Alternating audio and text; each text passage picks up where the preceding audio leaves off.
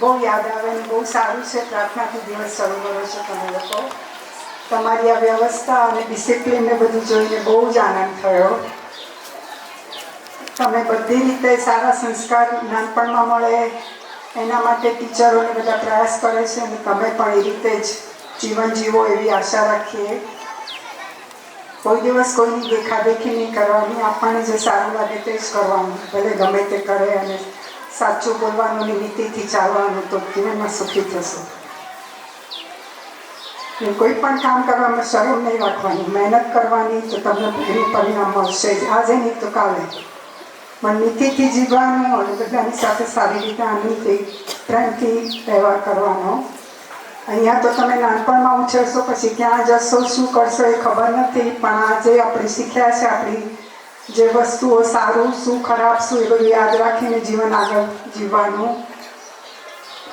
સારા ખોટા ટાઈમે ભગવાનને યાદ કરવાના. બધું સારા દિવસો નથી જવાના, ખરાબ સારું થશે તો પછી સહેજ તકલીફ પડે તો કશો વાંધો નહીં, થોડા દિવસ પછી એ સારું થઈ જશે. પણ હિંમત રાખીને જીવવાનું. કોઈ દિવસ લાચાર નહીં થવાનું, એકદમ બળવાન થવાનું. ને હિંમત રાખો તો બધું સારું થઈ જશે. ખરાબ ટાઈમમાં તો આપણે હિંમત રાખવાની. જ્યાં જાઓ ત્યાં આપણું ભારતનું સારું જ બતાવવાનું અને સારી રીતે બધા સાથે વ્યવહાર કરવાનો. ભલે કોઈ આપણી સાથે ખરાબ કરે તો કશો વાંધો નહીં. અને આ બધું તમારું શિક્ષણ તમને જીવનમાં ઘણું મદદ કરશે. એટલે અત્યારે જે શીખો છો એ બધું તમે અમલમાં મૂકજો અને તમને ભગવાન સદા સુખી રાખે. જય શ્રી કૃષ્ણ.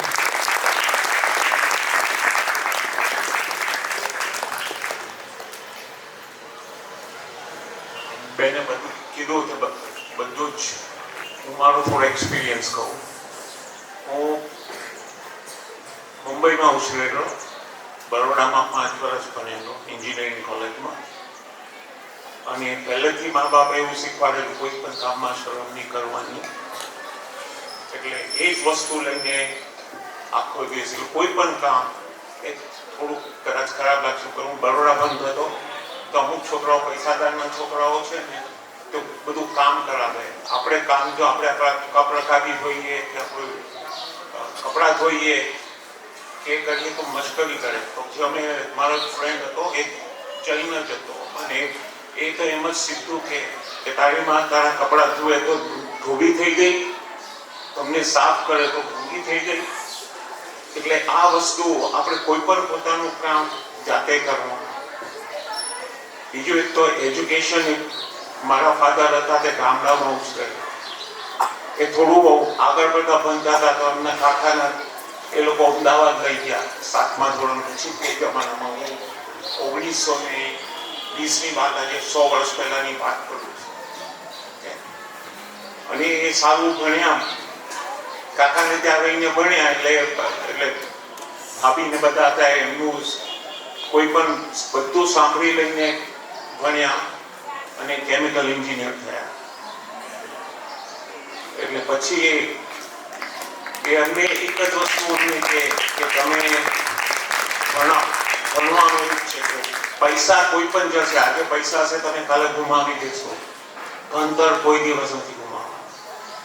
કોઈ લઈ નહીં જઈ શકે. તમે જે ભણ્યા છો તમારી પાસેથી કોઈ નહીં લઈ જઈ શકે. એટલે એજ્યુકેશન ઇઝ અ મસ્ટ. ભણવાનું સારી રીતે, ભલે નંબર ના હોય એ નહીં, પણ ભણવાનું આપણી કેપેસિટીથી ભણવાનું અને મહેનત કરવાનું. મારા ફાધર ત્યાં સુધી હતા કે આમ કેમિકલ એન્જિનિયર પણ એવરેજ કહેવાય. તો એ મારી મોટી બેન હતી, થોડી ભણવામાં એ નહોતી, કોઈ એમને મારી મોટી બેનને અમેરિકા મોકલ્યા. એ તો તે જમાનામાં અમારા ગામમાં સૌથી પહેલી છોકરી બીએસસી થઈ ગઈ, સૌથી પહેલી છોકરી અમેરિકા.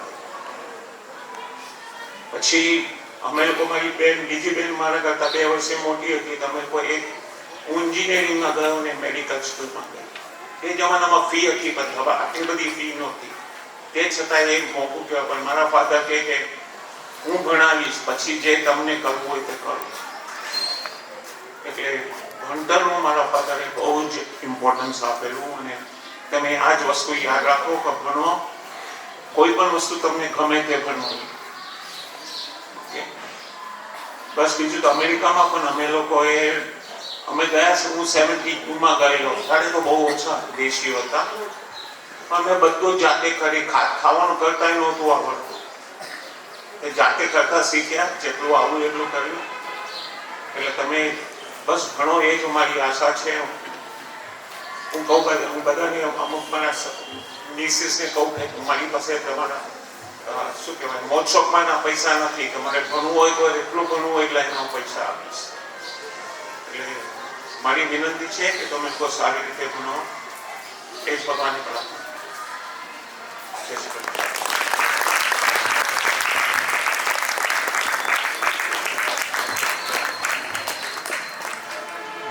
અહીંયા આરતીબેન અને કૌશિકભાઈ સરસ વાત કરી છે. ફોરેનના લોકોની વિશેષતા એ હોય છે કે વાત કરતા હોય એની પાછળ એના વ્યવહારમાં હોય છે. અમે સવારે નાસ્તો કરતા હતા એટલે એમ કહ્યું કે અહીંયાના લોકોમાં અને અમારામાં ફરક ઘણો બધો હોય છે. અહીંયા વાતોમાં હોય છે, અમારા વ્યવહારમાં હોય છે. એવું તો શું કીધું, અમે આ કપડાં પહેરીએ ને 10 થી 12 વર્ષથી પહેરીએ છીએ. અમુક કપડાઓ 25 વર્ષથી પહેરીએ છીએ. એટલે બેને પણ વાત કરી કે જે તમે અત્યારે શીખો, અહીંયા જે કંઈ શીખો છો ને એને વ્યવહારમાં લઈ આવો. આવી વાત એમને વચ્ચે કરી, માત્ર સાંભળવાનું નહીં, આપણે પ્રેક્ટિસમાં લઈ આવવું. એટલે અહીંયા તો જુદી જુદી રીતે ખૂબ જ તમને જુદા જુદા મહેમાનો દ્વારા શ્રમણજીના માધ્યમથી દેશ વિદેશના લોકોની રહેણી કહેણી, એમની સ્ટાઇલ એ કેવી રીતે આગળ વધ્યા છે તો એ શીખવા મળે છે. તો આમાં ક્યાંક ને ક્યાંક આપણે આપણા જીવનમાં ઉતારીએ અને આપણે પણ આગળ વધીએ. મેમ્ફિસ પરિવાર તરફથી પુરુષાર્થ સંસ્થાને જે અહીંયા નવી બસ છે એ મળી છે, ત્યાંથી જ ભારતીબેન અને કૌશિકભાઈ આવે છે. તો આપણે સમગ્ર મેમ્ફિસ પરિવાર અને એમનો ખૂબ ખૂબ આભાર માનીએ કે પુરુષાર્થ સંસ્થાને એમણે યોગ્ય બની અને બાળકો માટે ટ્રાવેલિંગ માટે આ બસની વ્યવસ્થા કરી છે અને એના માધ્યમ બન્યા છે શ્રમણજી. તો એમનો પણ અહીંયા ખૂબ ખૂબ આભાર વ્યક્ત કરીએ કે ત્યાં બેઠા બેઠા પણ આપણી એ ચિંતા કરે છે કે ભારતના બાળકો એ વધારે આગળ વધે. એટલે એમના સહયોગથી આપણે સૌ એમના ઋણી છીએ, આભારી છીએ. અને સમાજજીને કંઈ વાત મૂકવી છે તો એમને જ મૂકો. કૌશિકભાઈ અને ભારતીબેને તમારી વચ્ચે બહુ સહજમાં પોતાની વહીવારિક વાતો તમારી વચ્ચે મૂકી અને વારંવાર કૌશિકભાઈ એમના ફાધરને યાદ કરતા હતા. એના ઉપરથી મને એક વાત સાદી યાદ આવી કે આપણે એવી રીતે જીવવાનું કે આપણી આવતી પેઢી જ્યારે બીજાને કોઈ વાત કહે ત્યારે ઉદાહરણ તરીકે આપણે એવી રીતે જીવવાનું કે ભવિષ્યમાં આપણી આવતી પેઢી જ્યારે કોઈ વાત એના મિત્રોને કહે ત્યારે આવતી પેઢી તમને યાદ કરવી જોઈએ. સમજાય છે મારી વાત? નહીં સમજાણું. કૌશિકભાઈ કોને યાદ કરતા હતા? એના પપ્પાને. એના પપ્પા નથી અત્યારે આ દુનિયામાં. એમ તમે જ્યારે તમારા બાળકોને, તમારી આવતી જનરેશનને તૈયાર કરો, એ જનરેશન એવી હોવી જોઈએ, અથવા છોડો ને જનરેશન, તમે તમારા પેરેન્ટ્સ કેવા હોવા જોઈએ? તમારા પેરેન્ટ્સ એવા હોવા જોઈએ કે બાળકો બીજાની સામે પોતાના પેરેન્ટ્સની વાત કરતા થાકે નહીં. એ સૌથી બેસ્ટ પેરેન્ટિંગ કહેવાય. હું પ્રવચનોમાં અવારનવાર જો મારા ફાધરને ક્યાંક ને ક્યાંક યાદ કરું તો એનો મતલબ મારા વ્યક્તિત્વના નિર્માણ માટે મારા પેરેન્ટ્સનો ફાળો છે. ઉદાહરણ, આત્મવિશ્વાસ કેમ વધારવો એને ક્યાંય ગોતવા જવાની જરૂર ના હોય. આપણા આત્મવિશ્વાસના ઉદાહરણ હોવા જોઈએ. એ તો આજે વાલી મીટિંગ છે એમાં કહેવાનો છું, આ વિષય એના માટે છે, પણ મારા મગજમાં ચાલી ગયું છે, મેં તમને તો કહી દઉં એટલે આવતું જનરેશનનું ધ્યાન રાખવાનું. કોઈક આપણું ઉદાહરણ લે ને એમાં બનવાનું, બસ મેસેજ ઇઝ ધેટ. આપણે ન હોય, આપણી ગેરહાજરીમાં, આપણી હાજરીમાં નહીં, આપણી ગેરહાજરીમાં કોઈક આપણું ઉદાહરણ આપે, જિંદગી આવી જીવવાની એક જ મંત્ર. તો કૌશિકભાઈ અને ભારતીબેન છેલ્લા ઘણા વર્ષોથી અમારી સાથે જોડાયેલા છે, અથવા તો કહું કે હું એમની સાથે જોડાયેલો છું. લગભગ 20-22 વર્ષથી હું એમના ટાઉનમાં પ્રવચન આપવા જાઉં છું અને એ મને 20 વર્ષથી સાંભળે છે. બરાબર કૌશિકભાઈ? 20 વર્ષથી કોન્સ્ટન્ટ અમારા મેમ્ફિસમાં દર વર્ષે જવાનું. બીજું સેન્ટર મિસ થાય તો થાય, પણ એમના સેન્ટરમાં મારે જવાનું જ. અને લેક્ચરમાં લગભગ 100 જણા હોય તો એમાં 70 જણા ડોક્ટર, ફિઝિશિયન, અને એની વચ્ચે આપણી વાત કરવાની એટલે સમજી લો કેટલું હોમવર્ક કરવું પડતું હશે મારે. એની સામે ગમે તેમ વાત મુકાય નહીં. અને એ બધા જ ફિઝિશિયન ડોક્ટરો એટલા નમ્ર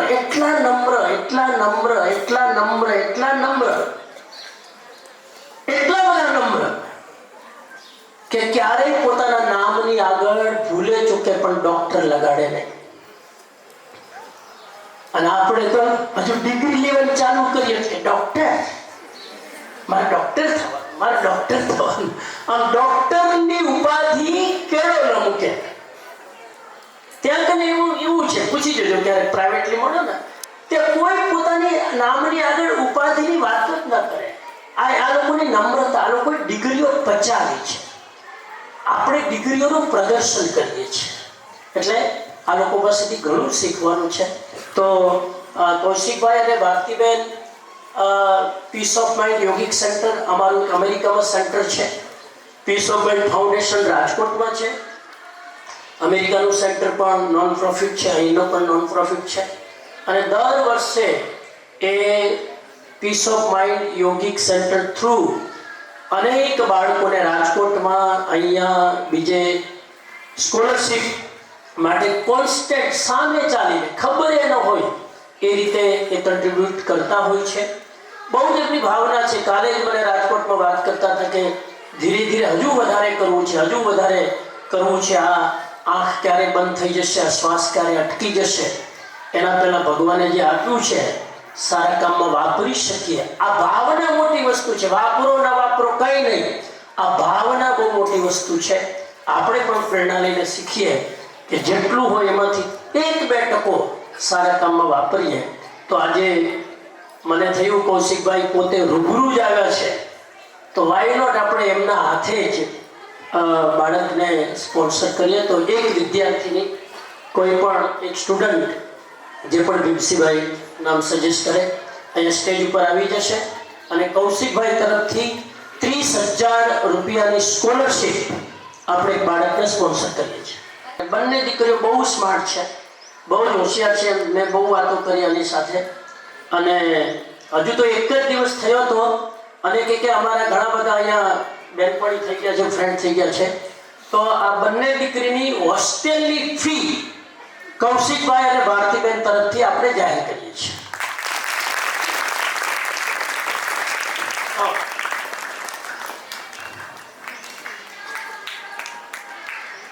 આ તમારે ભણવાનો ખર્ચ, હા, હોસ્ટેલ. ગુડ.